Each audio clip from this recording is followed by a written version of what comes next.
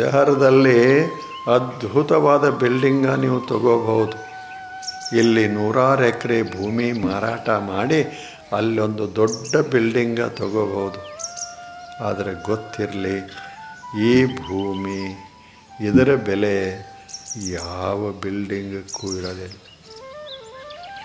ಅದೇನು ಬಿಲ್ಡಿಂಗ ಅನ್ನ ಹಾಕ್ತದೇನು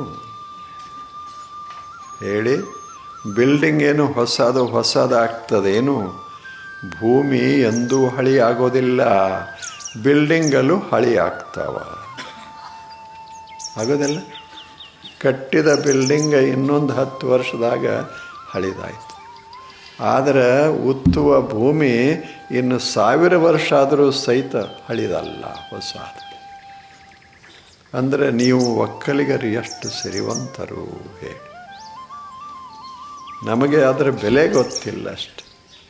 ನೀವು ಅದನ್ನು ಬಳಸ್ರಿ ಬಿಡ್ರಿ, ಭೂಮಿನೇ.